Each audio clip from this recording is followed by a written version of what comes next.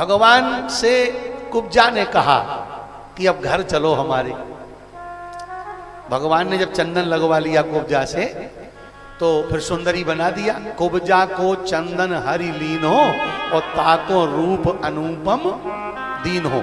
ध्यान से सुनना, कुब्जा ही एक ऐसी पात्र है भगवान की लीला में जिसने भगवान से घर चलने का आग्रह किया, मेरे घर चल। तो जब इसके पहले जितना भी भगवान का लीला क्षेत्र है उसमें कहीं भगवान घर में नहीं रह पाए। जैसे ही पैदा भये आधी रात में भागे, वहां पहुंच गए, वहां भी दुखते छुपते, कहीं पूतना, कहीं तृणावर्त, कहीं कुछ कहीं कुछ, कहीं यहाँ छुपाया वहां छुपाया, इसके घर में लिटाया उसके घर में लिटाया। और जब थोड़े और बड़े भये तो स्वभाव के इतने नीके हते कि चोरी करवे में लग गए। और फिर जैसे ही 3-5 साल के 4-5 साल के भये तो गोकुल भी छोड़ना पड़ा और फिर आ गए वृंदावन। अब वृंदावन ब्रज, ब्रज माने कोई गांव नहीं होता है, ब्रज माने होता है जहां डेरा डाले जाएं। ब्रज का शाब्दिक अर्थ है डेरा। जैसे डेरा डाल के रहते थे पहले लोग, कुछ ऐसे होते थे, तो ऐसे ही ब्रज। भगवान गौ सेवा करते थे, पूरा इनका जितना परिकर था सब। तो 84 कोस के क्षेत्र में जंगल था और जंगल के भीतर घास बहुत लंबी लंबी होती है। देखी कभी? जाओगे ही नहीं, पार्क देखोगे, जंगल काय को देखोगे। और पार्क में तो काट दई जाल लंबी हो ही नहीं पाती। पार्क में तो परवे के लाने घास होते, जंगल में चरवे के लाने होते। जहां परवे को घास होए सो पार्क और जहां चरवे को घास होए सो जंगल, है ना। तो जंगल के भीतर घास लंबी लंबी होती है। इसीलिए कथा आती है भागवत में कि एक बार मूंज के भीतर गैया फंस गईं, क्योंकि मूंज के भीतर घास बहुत लंबी हो जाती है, क्योंकि जानवर खा नहीं पाते हैं मूंज के कारण, पैनी पत्ती के कारण। तो घास, लंबी घास देखकर गाय घुस गई, मूंज में फंस गई, आग लग गई, तो भगवान ने अग्नि का पान किया। तो ये बहुत बातें हैं।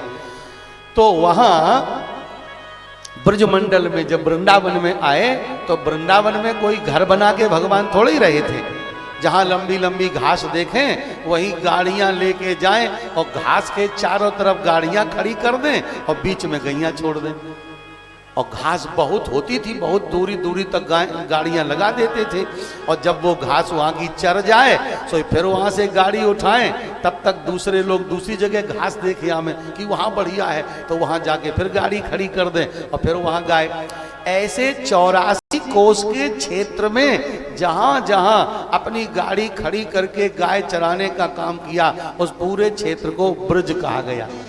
इसलिए ब्रज माने केवल वृंदावन नहीं, ब्रज माने 84 कोस की सीमा, तो पूरा उसमें 12 वन हैं। उन 12 वनों की परिसीमा है। जैसे 5 कोस का वृंदावन है, इस तरह अलग अलग सब हो गए।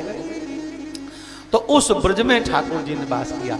तो जब से भगवान ने जन्म लिया है, मूल बात सुनो, ध्यान से सुनो, मन लगा के सुनो। हमने वादा किया था कि 3 घंटे में 1 मिनट भी तुम्हारा बर्बाद नहीं करेंगे, हम मनोरंजन नहीं कराएंगे, आत्मरंजन कराने का प्रयास करेंगे। बस तुम शांति से सुनो। अभी तक का भगवान का जो जीवन रहा, उस जीवन में भगवान ने घर देखा ही नहीं, घर में रहने का सुख पाया ही नहीं। तो जैसे ही ठाकुर जी ने उसको सुंदरी बनाया, सुंदरी बन करके उसने भगवान से आग्रह किया, प्रभु अब आप मेरे घर चलो, ए श्यामिते, तुम मेरे घर चलो। और जैसे ही घर चलने के लिए कहा सो भगवान सजल नयन हो गए। ठाकुर जी को घर की याद आ गई, है ना।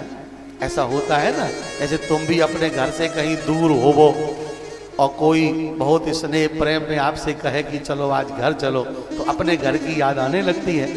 ऐसे ही ठाकुर जी को घर की स्मृति हो आई और सजल नयन होकर के भगवान ने कहा, अरे सुंदरी कुब्जा, आज तक तो हमने एक यात्री का जीवन व्यतीत किया है, पथिक का जीवन व्यतीत किया है, यहाँ से वहाँ, वहाँ से वहाँ, वहाँ से वहाँ।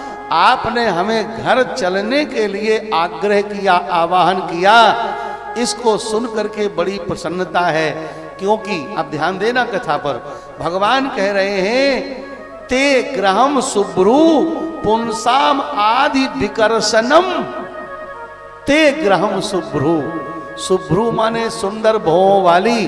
अरे सुंदरी, घर तो वही होता है, घर तो वे ही होते हैं जहां पुंसाम आदि विकर्षणम, पुंसाम माने पुरुषों का, आदि माने कष्ट, दो शब्द है आदि और व्याधि, है ना। तो मानसिक जो थकान है, शारीरिक जो थकान है, जो समाज का, व्यापार का, परिवार का जो बोझ है, आदमी दिन भर की माथा पच्ची से परेशान होकर के शाम को जब थक जाता है तो फिर बीच में ब्रेक नहीं लेता। कोई कहे कि भैया 1 मिनट बोले ना, भैया बहुत थके हैं, अब तो घर जा रहे हैं, अब तो घर जा रहे, सबके मुंह से निकलता है कि नहीं। दुकान बंद करने के बाद बीच में कहीं रुकेगा कोई, देर हो जाए तो, और बोले नहीं अब तो घर जा रहे हैं। घर की याद आती, क्यों? क्योंकि घर केवल दीवारों का बना हुआ परकोटा घर नहीं है, केवल झूमर लगे हुए छतों वाला घर नहीं है, केवल मणियों से मंडित दीवार खम्भों वाला घर नहीं है। ईमानदारी से घर उसे कहते हैं जहां आदि विकर्षणम, जहां आते ही आदमी की थकान दूर हो जाए, आदमी का मन हल्का हो जाए, आदमी प्रसन्न हो जाए, आदमी प्रसन्नता में डूब जाए, उसको कहते हैं घर। बात समझ में आई कि नहीं? नहीं आई? नहीं आई तो ठीक, आई तो ठीक, इतना टाइम नहीं है हमारे पास भगवान को जन्म कराने। इसलिए हम कहते हैं कि दीवाने मत बनाओ, घर बनाओ। जरूरी नहीं है कि बहुत महंगे, बहुत कीमत लगाने पर जो बने वो घर है। कई बार फूस से बने हुए झोपड़ियां भी घर होती हैं, और कई बार सोने के दीवालों वाले भी घर नहीं होते।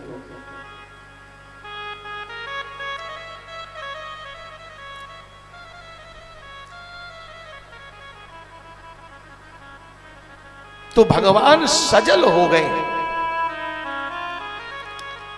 भगवान के नेत्र भर आए।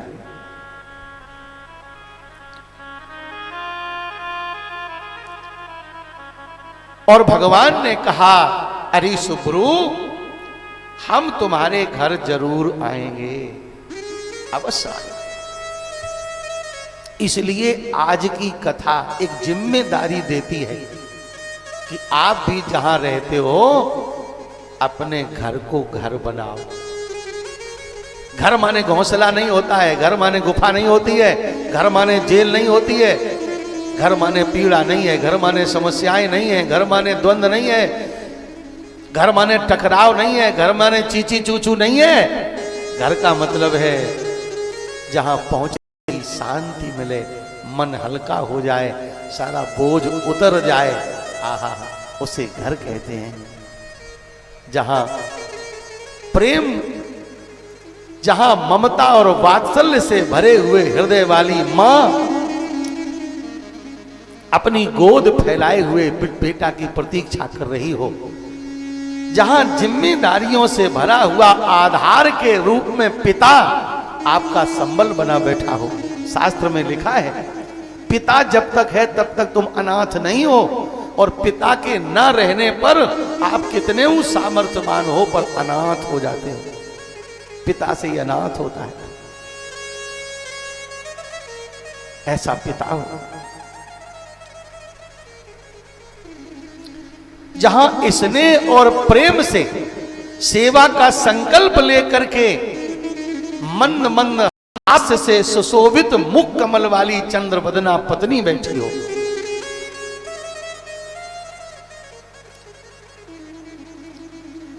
जहां पिता की आज्ञा की प्रतीक्षा करते हुए आज्ञा पालन करने के संकल्प से भरे हुए बेटे बैठे हो।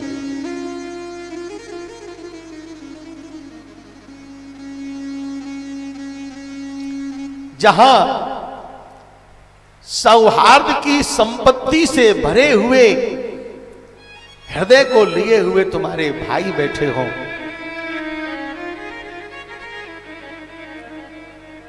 एक मुस्कुराता परिवार, भगवान सूर्य की प्रथम शीतल किरण से संस्पर्शित खिले हुए पुष्पों की बगीची की तरह सुगंधि से भरे हुए आंगन वाले को घर कहते हैं।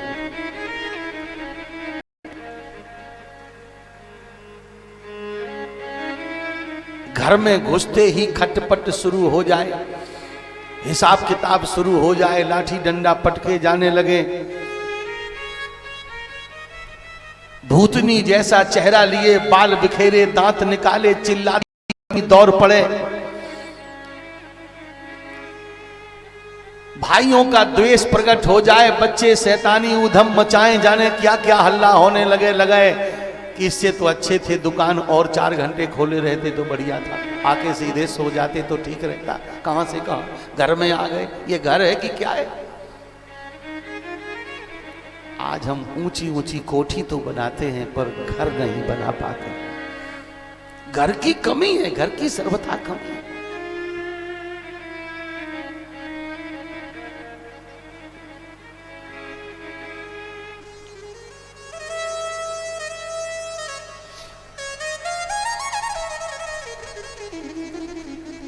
कुब्जा भगवान से कहती है आप घर चलो, क्योंकि भगवान की स्नेहिका है वो, उसको लगता है कि ये बहुत थक गए हैं। कारागार में जन्म लिया और जन्म लेने से आज तक कहीं बैठने को नहीं, मेरे घर चलो। ये सुनकर भगवान भी सजल हो गए और भगवान ने स्वीकार किया।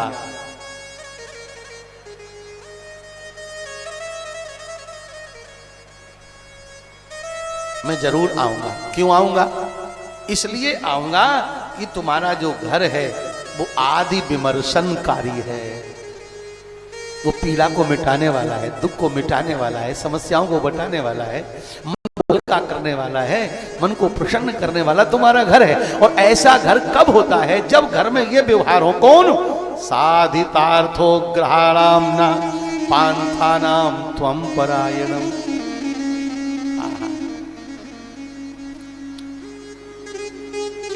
नह अस्माकम पंथानाम त्वम परायणम। जो पांथों की सेवा परायण हो उसे घर के। पांथ माने राहगीर, पथिक जो रास्ते पर चल रहा है, भटक गया है, थक गया, भूखा प्यासा है, कोई आश्रय नहीं, ऐसा पथिक जिस द्वारे पर खड़ा हो जाए और उसको लगे कि मैं अपने घर में ही आ गया, ऐसा कोई घर अगर होता है तो उसी को घर कहते हैं।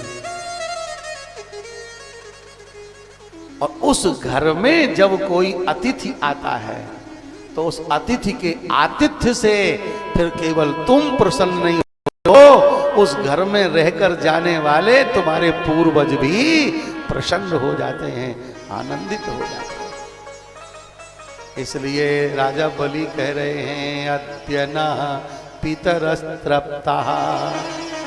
आप अतिथि हैं, आपसे मेरा कोई परिचय नहीं है, आप मुझे कभी नहीं मिले, ना हम आपको जानते हैं ना आप शायद हमको जानते होंगे। बलि बोला है तो आप अतिथि हैं और आप मेरे यहां आ गए तो मेरे पूर्वज प्रसन्न हो गए। आहा, अद्य नः पितरस्तृप्ताः। इसलिए मैं कहता हूं कथा बहुत ध्यान से सुना करो और जब मौका लगे तो भागवत ही सुना करो, भब्बड़ ना सुना करो। ये भब्बड़ सुनते सुनते सब दिमाग खराब हो गया, समय बर्बाद हो गया, सब चला गया। भागवत सुनो। 7 दिन की भागवत की बात हम क्या करें, 7 मिनट की भागवत तुम्हारे जीवन में क्रांति पैदा कर देगी। पर दुर्भाग्य है कि भागवत सुनने को ही नहीं मिल रही है। अब मिल रही है तो मन नहीं लग रहा है। एक ही बात भागवत की समझ में आ जाए तो दूसरी बात समझने की जरूरत नहीं पड़ेगी, क्योंकि हर बात भागवत की खजाना है, खजाना। एक खजाना मिल गया तो आनंद हो गया। अद्य नः पितरस्तृप्ताः अद्य नः पावितं कुलम्। आद्य सृष्टा क्रतु अयम यद भवानागतो ग्राम। अतिथि के आतिथ्य से घर पवित्र होता है, कुल पवित्र होता है। आप आ गए, मेरे पितर तृप्त हो गए, मेरा कुल पवित्र हो गया। आपके हाथ में भिक्षा का पात्र देखकर मैं समझ रहा हूँ आप कुछ लेने के लिए आए हो, मांगने के लिए आए हो। सो कृपा करके आज्ञा करो, क्या चाहिए। यद यद बटो वांछसि तत्प्रतीक्ष में त्वामर्थिनं विप्रश्रुतानुतर्कये।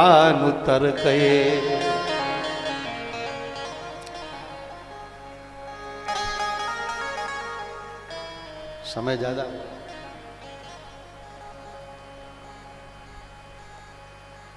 एक बात समझाने लगे सो ही समय चला जाता है, पता नहीं कितनी तेजी से भागता है।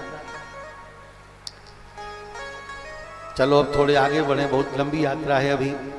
प्यारे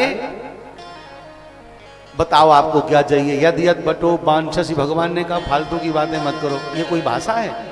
जो जो चाहो सो सो मांगो। ये कौन सी भाषा है?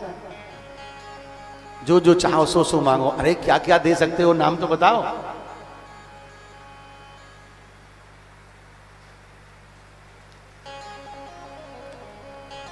तो उसने कहा गांव कांचनम गुणवद्धाम मृष्टम, गैया ले लो, सोना ले लो, सब प्रकार की सुविधा से युक्त धाम,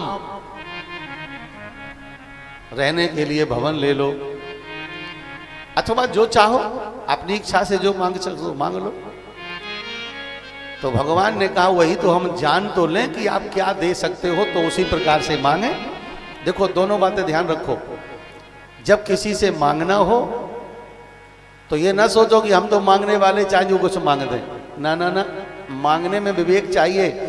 देने वाले का सामर्थ्य क्या है उसके अनुसार मांगना चाहिए। अगर देने वाले के सामर्थ्य से बाहर मांगोगे तो मांगने में भी दोष होता है भाई। ऐसा नहीं कि मांगने की छुट्टी है, जो चाहो सो मांगो। इसलिए मांगने में भी दोष लग जाता है। यदि आपने देने वाले के सामर्थ्य से बाहर मांगा तो यदि वो देगा तो भी दुखी होगा, क्योंकि दे कैसे पाएगा, तो कुछ ना कुछ बेचारा उल्टा सुल्टा करेगा, तो उसे दुखी करने का दोष आपको लगेगा। और अगर वो नहीं दे पाया तो भी वो उदास होगा, निराश होगा कि इन्होंने मांगा हम दे नहीं पाए और तुम्हें कुछ नहीं मिलेगा, मांगना बेकार हो गया। इसलिए बुद्धिमानी से पहले सामने वाले का सामर्थ्य समझ लो, उसके सामर्थ्य के भीतर मांगो। सामर्थ्य के भीतर मांगोगे तो देने वाला प्रसन्न हो जाएगा, और देने वाला जब प्रसन्न होता है तो लेने वाले को लेने में उसका पुण्य प्राप्त होता है। ध्यान से सुनना, लेने में भी पुण्य होता है और देने में भी पुण्य होता है। कई बार हम लोग गलती करते हैं कि कोई हमको दे रहा है और हम ले नहीं रहे हैं। यदि आप लेने के अधिकारी हैं तो आप अवश्य लीजिए, तो लेने से वो प्रसन्न होगा, वो उसको प्रसन्नता देने का पुण्य आपको मिलेगा। उदाहरण के तौर पर हम बता दें, मान लीजिए कभी हमारा कोई गरीब रिश्तेदार है और वो कोई कार्यक्रम करवा रहा है, मानो कि हमारे रमाशंकर जी भागवत करवा रहे हैं, ठीक है, सीधी सीधी सुन लो, टेढ़ी मेढ़ी बात समझ में नहीं आती।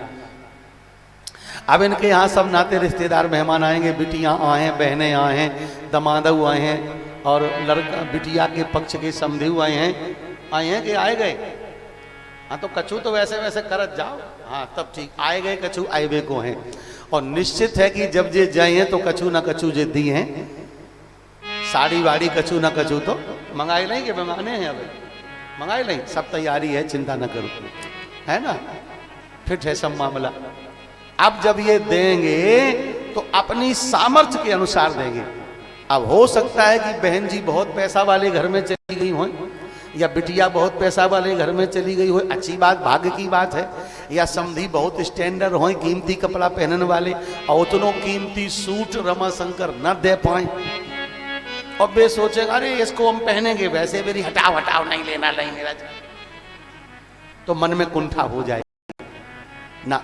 अब बात समझ में आ गई कि नहीं? मतलब इन्हीं को नाम लेके समझाए रहे, इन्हीं को नाम ना धर दीजो, समझा रहे हैं कि ऐसी परिस्थिति में जहां दिया जा रहा है और हमारा लेने का अधिकार है, तो भले ही वो हमारे स्तर से छोटी चीज हो, पर उसे अत्यंत प्रसन्नता से स्वीकार करना चाहिए। ईमानदारी से बताओ, क्या द्वारिकाधीश भगवान के खाने योग्य पदार्थ सुदामा के चावल थे? इससे बड़ा उदाहरण क्या है? क्या राम जी के स्तर के अनुसार शिवरी का स्वागत था? क्या श्याम सुंदर के आतिथ्य के योग्य विदुर के घर में कोई सामग्री थी? लेकिन बड़े बड़े राजाओं के यहां जाकर 56 भोग स्वीकार करने की कथा कहीं नहीं आई। जहां भी आई वहां विदुरानी का साग, विदुर के केला, अथवा शिवरी के बेर, अथवा सुदामा के चावल। सब गाते हैं शिवरी के बेर, सुदामा के तंदुल, रुचि रुचि भोग लगाओ मेरे। इतनी अच्छी तरह भगवान ने कोई चीज कहीं स्वीकार करी? इससे सीखो कि देने वाला जिस उदारता से आपको दे रहा है, अगर उसी प्रसन्नता से आप ले रहे हो, तो देने वाले को प्रसन्नता प्रदान करने का पुण्य तुम्हें प्राप्त होता है, पुण्य प्राप्त होता है। लेने के अधिकारी की ठसक में कभी देने वाले को दुखी नहीं करना चाहिए कि हम तो लेने वाले हैं, अच्छा दो, अधिक दो, ये दो, वो दो। ना ना ना,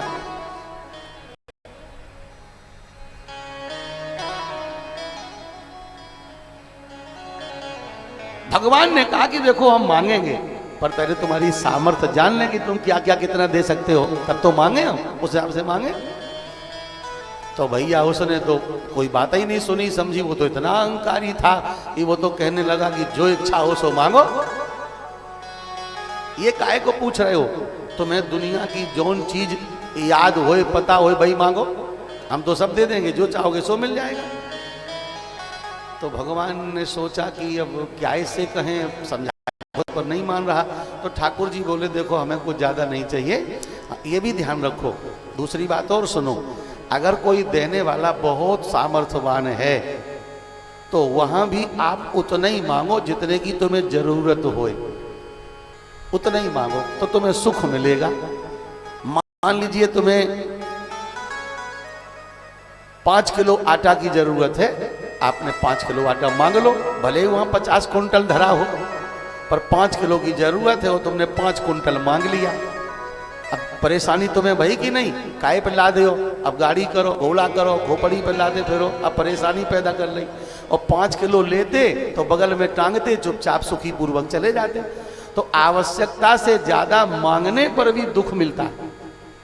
जरूरत के भीतर मांगो, जो जरूर। भगवान से उसने कहा कि जो चाहो सो मांगो, तो भगवान ने क्या मांगा? 3 पग भूमि मांगी, पदानि त्रीण दैत्येंद्र संमितानि।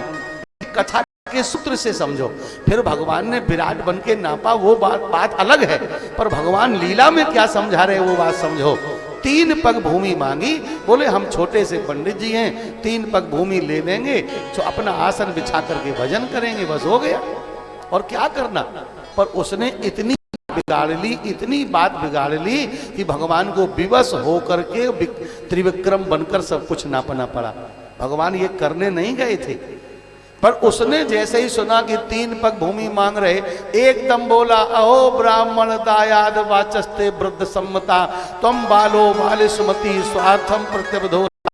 अरे अरे, अब हम जान गए कि तुम पंडित तो हो, पर मूर्ख पंडित हो, तुम्हें कुछ ज्ञान व्यान नहीं है, तुम्हें तो स्वार्थ का भी ज्ञान नहीं है, देखने में बच्चा नहीं हो, तुम्हारी बुद्धि भी मूर्खों ही जैसी, बच्चों ही जैसी है। अरे राम राम, हमने समझा था कोई विद्वान पढ़ा लिखा, अच्छा कहां से कहां जग छोड़ के और चले आए।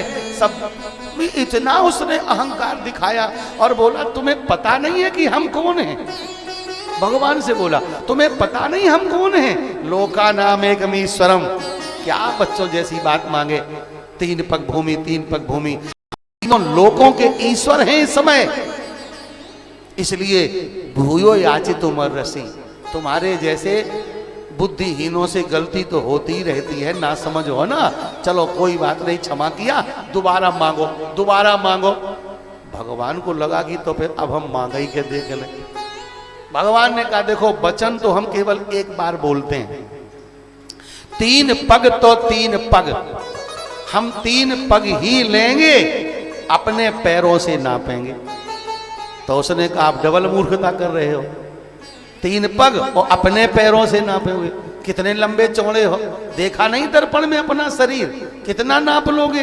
भगवान बोले ये बातें मत करो, तुम तो कहो कि हम नापें। अब ठाकुर जी को थोड़ी अच्छी नहीं लगी बात, कि बात बात पर इतना अपमान करता चला जा रहा है।